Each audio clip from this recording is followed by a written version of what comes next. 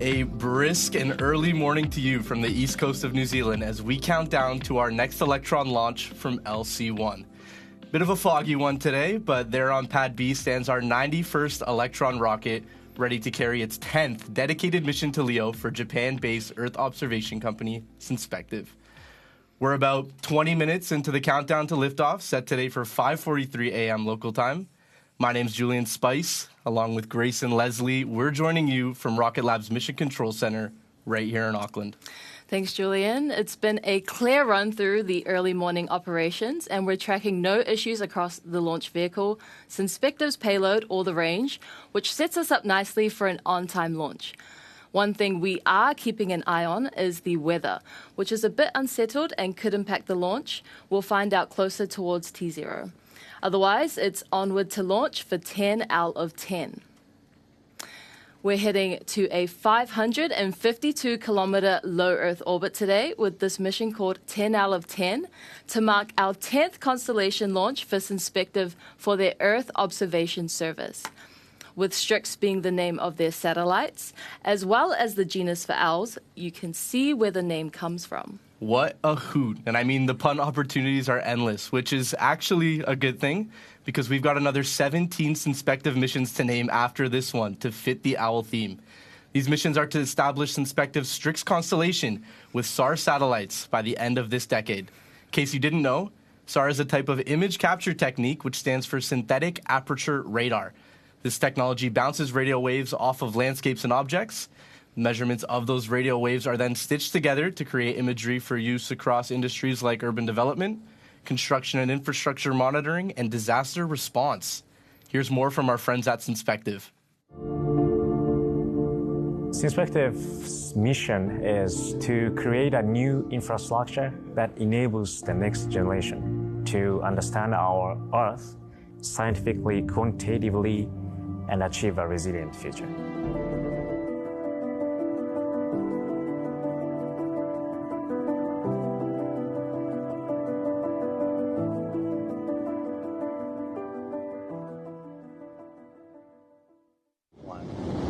Liftoff.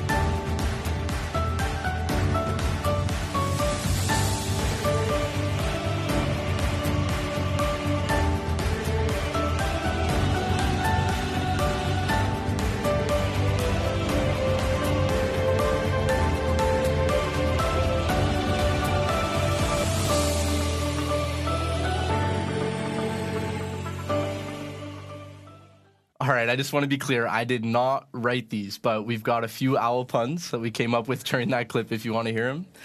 Yeah, okay, go on. I'll never let you go. You're owl I need. Owl, yeah. All right, add them to the list, but maybe don't give up your day job. I don't think either of us have a career in comedy anytime soon, so I don't really have a problem with that.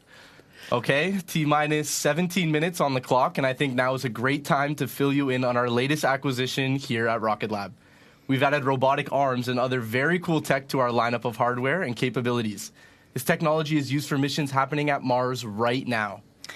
If you've ever seen photos of NASA's Perseverance rover searching for signs of past life on Mars, the technology that makes up that exact robotic arm is now under the same roof here at the lab.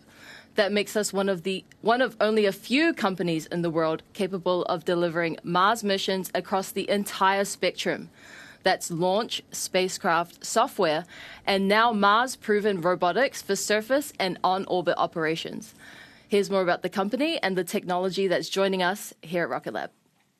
The robotics that we brought on board here are going to enable not just missions, but a whole new diversified portfolio of components to proliferate into our spacecraft. We're From a big picture perspective, Motiv is bringing into the Rocket Lab family a number of capabilities that really solidify the vertical integration of an end-to-end space company. Some of those are simple, solar array drives and gimbals and things for positioning on orbit. Others, we move into the optomechanical side with filter wheels and focus mechanisms, also for imaging the Earth and other applications like that. And then finally, the robotics side, where we can lend a huge support for things like exploration robotics, whether that's the moon or Mars, or on-orbit servicing, or even national security. Bringing these robotics in-house really strengthens our ability to go after these really complicated missions. Missions to the moon, as we know, there's tremendous excitement and growth in the moon industry right now. Mars is always a very important planet that needs a lot of programs still yet to go. And then we think about what's going on throughout our solar system. Rocket Lab has always had a soft spot for these interplanetary missions, whether it's Venus or Mars or the moon. We always have an involvement in them somehow. And this is core robotics. And if you think about space, space has really been defined over the last sort of half century with robotic missions. Obviously, we come from a background of doing Mars missions, so we're very excited about, Mars sample return and activities like that, where we can really start to expand on what's been done successfully and then build a future there that's also a little more permanent. On the orbital side, we have national security things. Obviously, we're doing a bunch of servicing activities for servicing spacecraft, refueling, repositioning. All those things require robotics, and that's really starting to ramp up right now. So almost in every one of these areas, we're seeing an inflection point with growth going all over the place. So it's really exciting to be able to have Rocket Lab be a partner and scale what we're doing in that area. We're really excited about the possibility of Rocket Lab Robotics and the scale that we can bring as a wider organisation to it. And I think this is one of the exciting things about when Rocket Lab acquires a company, is we're able to put the full Rocket Lab force and might behind those companies. We have 12 years of building really advanced technology, unique in the industry. And Rocket Lab brings in a proven track record of being able to take that and then scale that up. That will really enable the growth of this site and overall the Rocket Lab Robotics brand within the Rocket Lab family.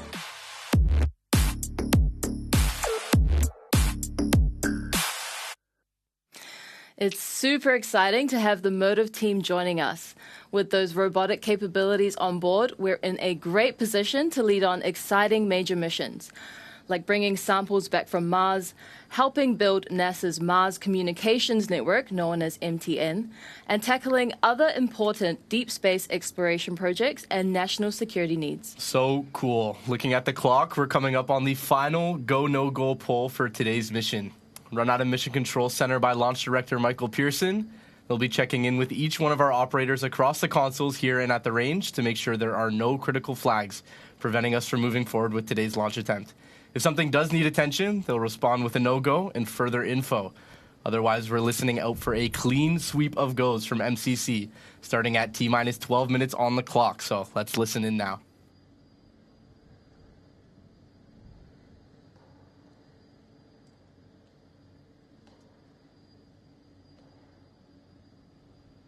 All stations LD on mission, proceeding with the go, no-go sequence. Stage.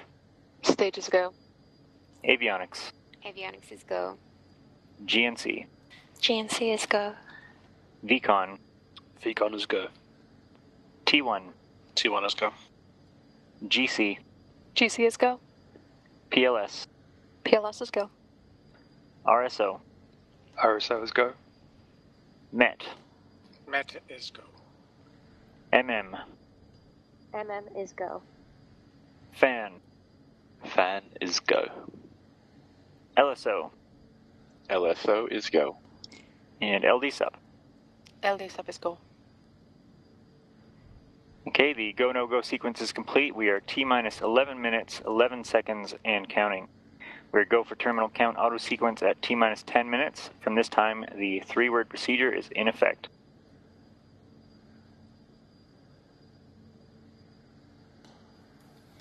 That's exactly what we wanted to hear out of MCC. We are go to proceed towards Electron's launch at 5:43 a.m. local time here in New Zealand or 2:43 a.m. in Japan for this inspective team. Today's mission includes rocket number 91, but our most recent mission on Electron's 90th launch was something pretty special.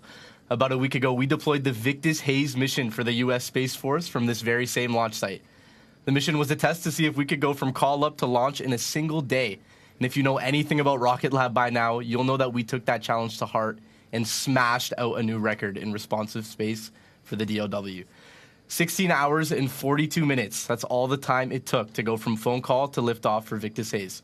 Let's take a look back at the highlights.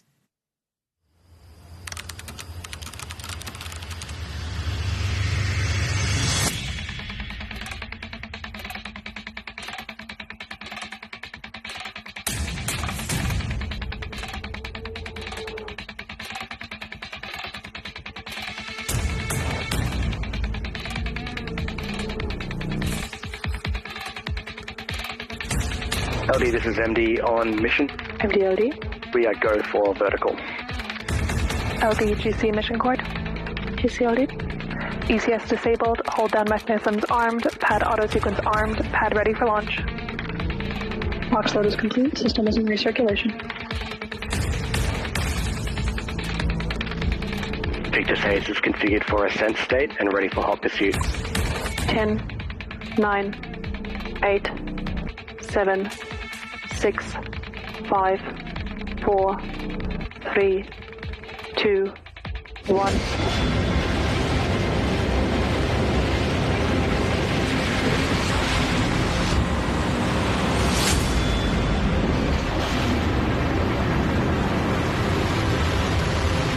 Liftoff. Vehicle has cleared the pad.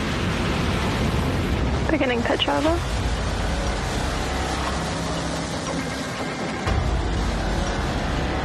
MECO confirmed. Stage separation confirmed. Stage 2 ignition confirmed. Payload separation confirmed. Nominal transfer orbit achieved. MD LD on mission cord. Go ahead, LD. Spacecraft separation is confirmed. Victus Haze is all yours. Copy, LD. Space Systems is taking control. Thanks for the ride.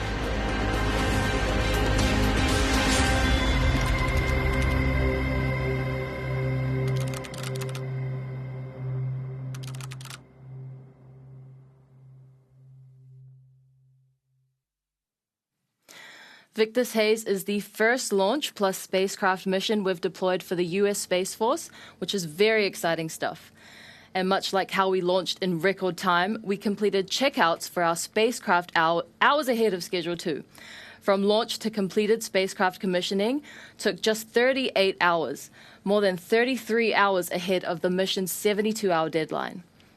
Check out some of these cool views from LEO from Pioneer's mission assurance cameras. Since then, Pioneer has completed its first rendezvous maneuvers for the mission, which involved getting up close and taking images of a second spacecraft. A bit like a high-stakes game of orbital cat and mouse. Those 24/7 ops continue to Pioneer and our operations team, so make sure to check out our website and social pages for more cool photos and videos about Victus Haze. All right, with terminal checks complete and launch pad ready underway, we are at T-minus 7 minutes and counting. Shortly, we'll see the top clamp open and strong back retract in preparation for flight. Now, the vehicle taking Synspective to orbit today is the Electron rocket, standing 18 meters tall on the pad. Electron is a two-stage rocket with a kick stage made dedicated to launches for small satellites across commercial, civil, and national security missions. Coming in at 13,000 kilograms once fully fueled, Electron sits in the small lift class of orbital rockets and has been the world's most frequently launched rocket of its type for many years now. Today's mission is launch number 91 for Electron, and we're expecting to hit launch number 100 in the next few months. From the top of the rocket, we have Electron's protective fairing over the top of the Strix satellite for today's mission. From this angle, you can see that this nose cone is not our usual standard fairing. This one has been customized to accommodate the boxy shape of the Strix satellite without compromising on aerodynamic performance.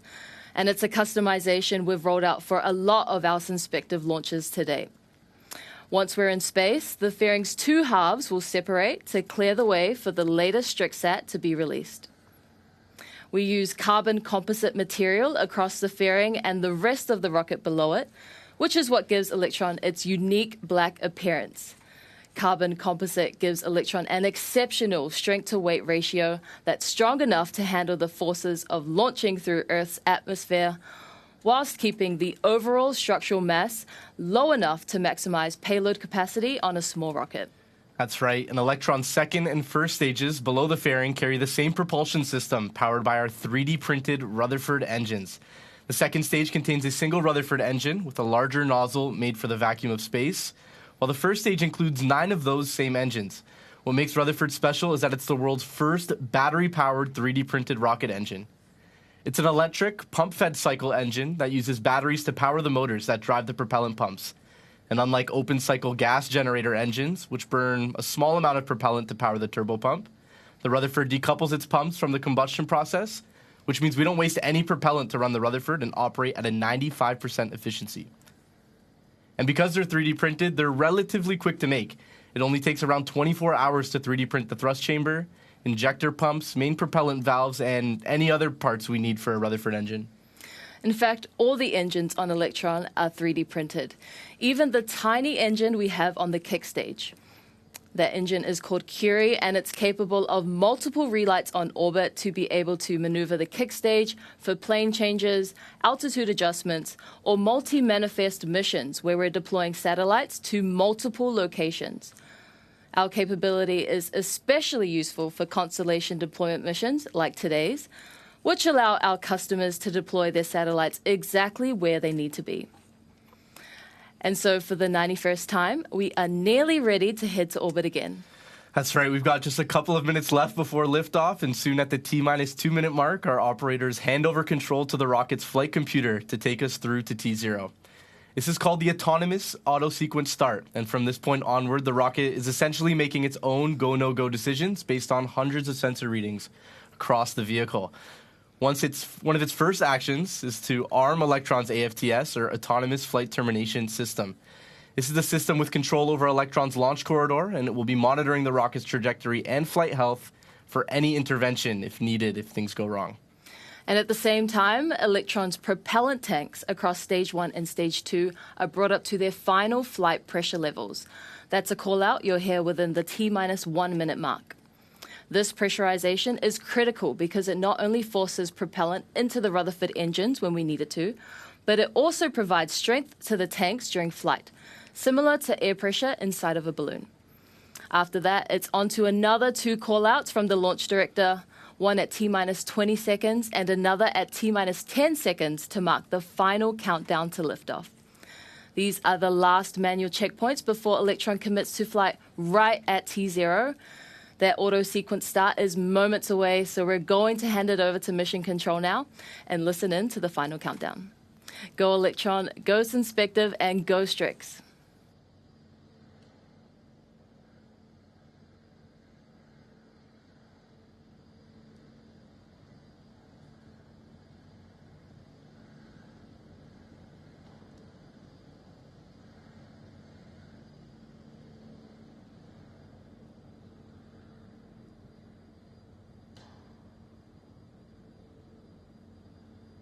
The vehicle is fully on internal power.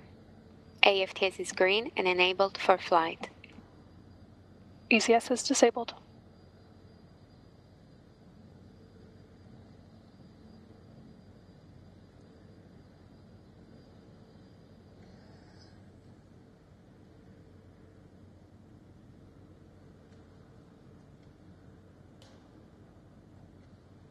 Box load is complete. System is in recirculation.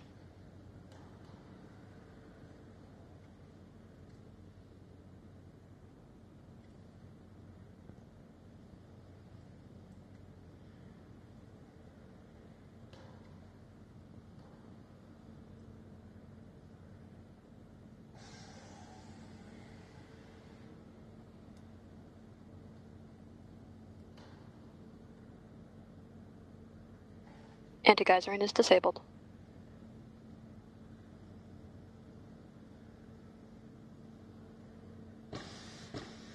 Stage 1 and 2 tanks are pressed for flight. High flow engine purge enabled.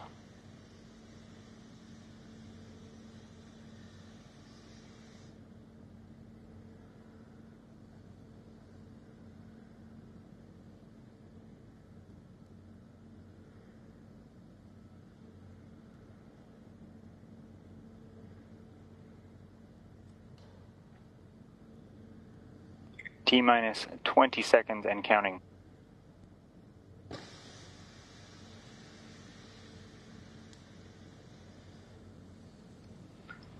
10, 9, 8, 7, 6, 5, 4, 3, 2, 1.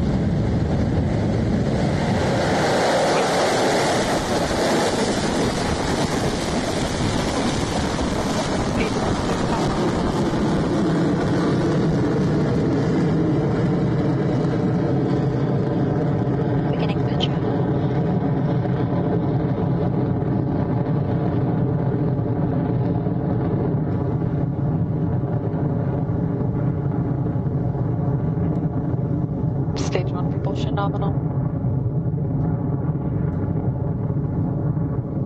10s across the board with Electron's launch off the pad for Synspective's 10 out of 10 mission from LC-1. We're now 42 seconds into flight and approaching our first critical milestone, Max Q, or maximum aerodynamic pressure. This is the point where Electron experiences peak aerodynamic loading on its way through Earth's atmosphere and on the way to space. Let's listen in now for confirmation from Mission Control that we've cleared Max Q. Electron is supersonic, approaching Max Q.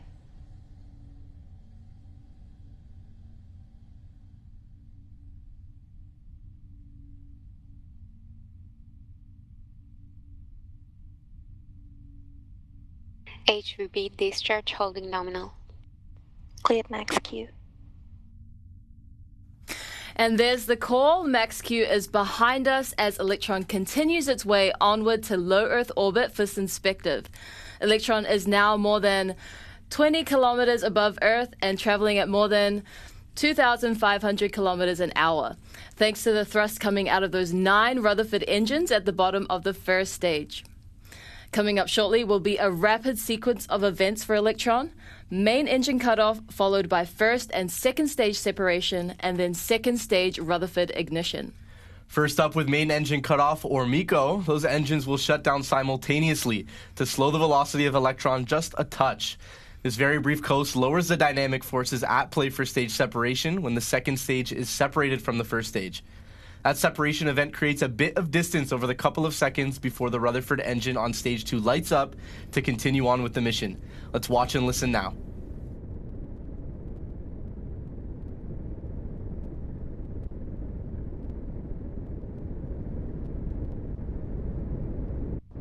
MECO confirmed. Stage separation confirmed. Stage 2 ignition confirmed. Beautiful execution there by Electron with a nice clean MECO, stage sep, and nominal second stage engine start. Very soon we're expecting fairing separation when Electron's nose cone splits and falls away to expose the Strix satellite to space for the very first time. Let's watch this together. You should be able to see the jettison happen on your screen. Fairing jettison confirmed. Fairing jettison confirmed, and you're looking at Synspective's Strix satellite attached there to Electron's kick stage, ascending closer towards its operational orbit at 552 kilometers above Earth.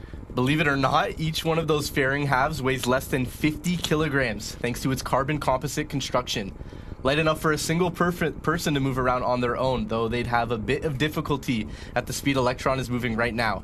More than 8,300 kilometers an hour at climbing more than 141 kilometers above Earth.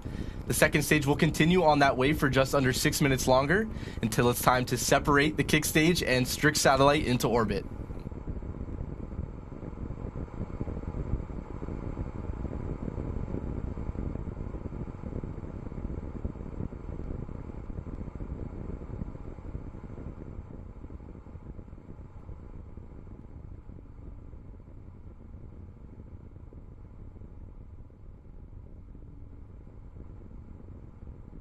Stage 2 propulsion holding nominal.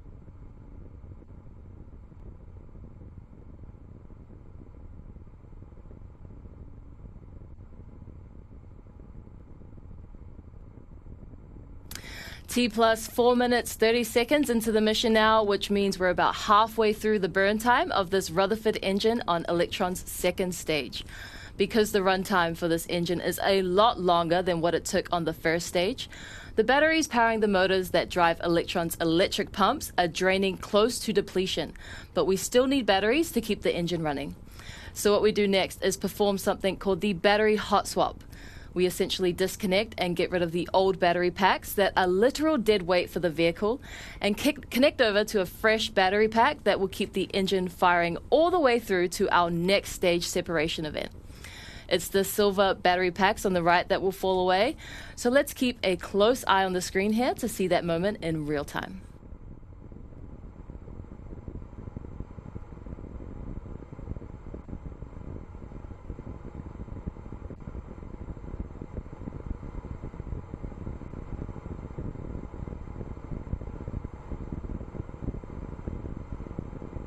Guidance is nominal, 200 seconds remaining.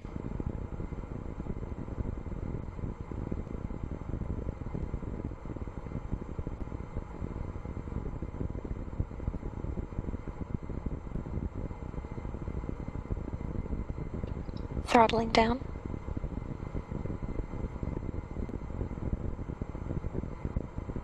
HVB discharge holding nominal, approaching hot swap in roughly 30 seconds.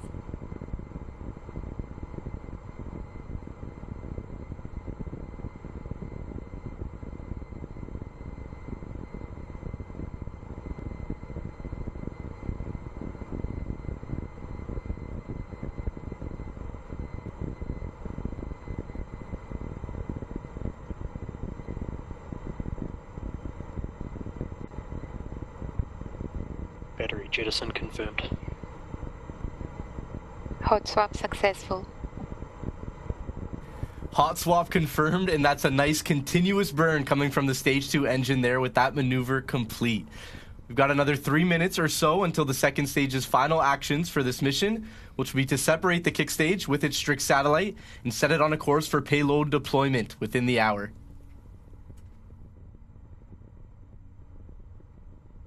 HVB discharge holding nominal.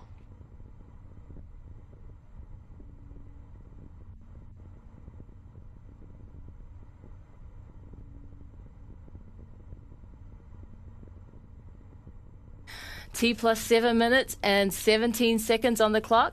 Electron's second stage is firing beautifully as we expect. Still a couple more minutes to go for this phase of the mission to get the kick stage and Strix satellite into position for payload deployment.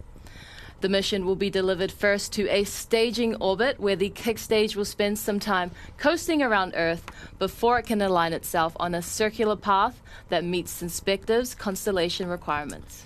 Yep, we have a single engine burn lined up for the kick stage to move out of that phasing orbit, which will take place around 40 minutes after its separation from the second stage.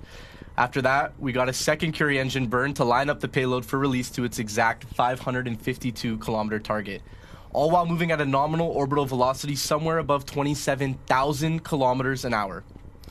But first up before that, of course, is the final separation event for this mission. Much like what we did with the first stage, we'll be shutting off the Rutherford engine with SECO, or second engine cutoff, before the kick stage is separated from stage 2 to set us off into a staging orbit for the mission. SECO should be coming up shortly now. Let's watch and listen.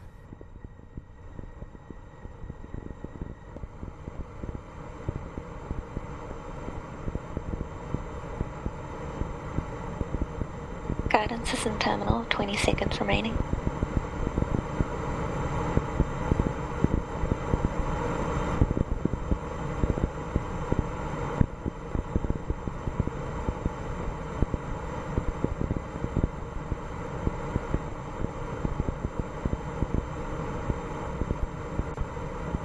SECO confirmed. Stage separation confirmed. Nominal. Beautifully done by the Rutherford engine with a nice clean shutdown on the second stage. And off goes the kick stage, now on its way to prepare for our 10th satellite deployment for Synspective's LEO constellation. We've got about 40 minutes or so in this coast phase of the mission before we come back to the kick stage. During this coast, the kick stage's flight computer is continuously tracking position and velocity to refine its calculations for the optimal engine burn needed for its circularization and payload deployment. That's coming up at about T plus 53 minutes into flight and should last approximately 2.5 minutes.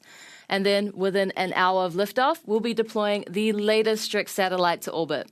Join us back here soon to see out the final moments of the mission.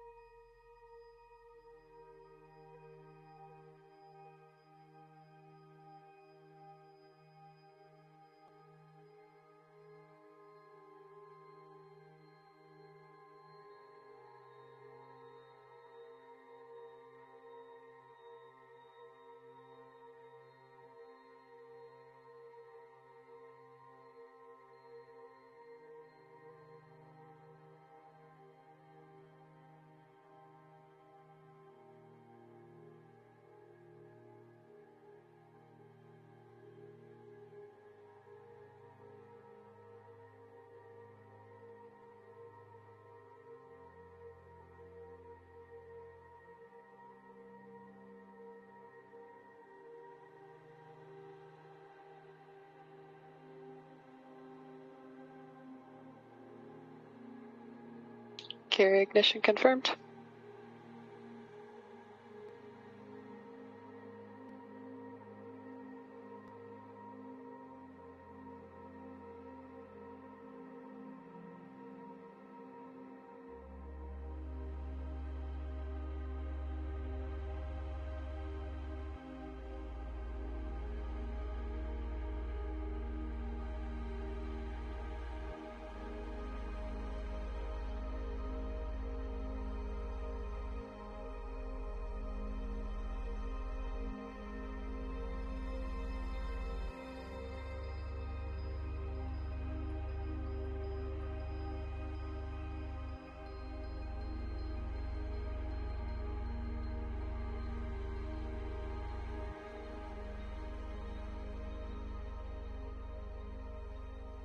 Welcome back to our live stream coverage of the 10 out of 10 mission for Synspective on Electron's 91st launch. Earlier today, we lifted off the pad right at 5:43 a.m. local time, and were treated to some beautiful views of Earth from space during our nominal flight. If you were listening, you might have heard from Mission Control, Curie confirmation confirmed, which means we're into the final few minutes before we deploy the 10th Strix satellite for Synspective's constellation to low Earth orbit and carry out its Earth imaging operations using synthetic aperture radar. This is our 10th mission for this customer in a series of constellation deployment launches lined up through to the end of the decade. And it's an exciting moment to see off another Strix bird to its new home in space. To get off the elliptical path it was set on, the kick stage's Curie engine fired up just a few moments ago to set the kick stage on a mostly circular trajectory at 552 kilometers. Yep, with a slightly lower perigee at 548 kilometers. We had a nominal startup of that engine, and we're now just waiting for the Curie shutdown callout to come through from Mission Control.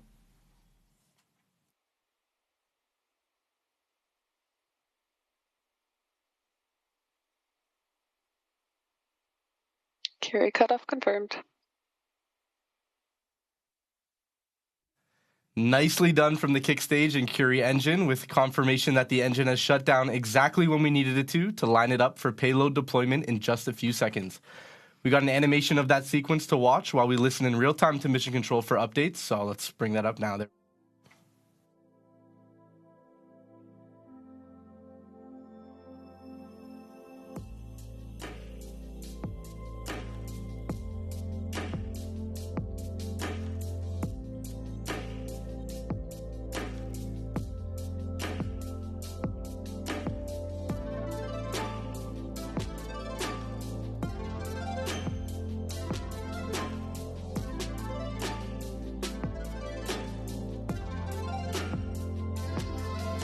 Payload separation, Strix 8 confirmed.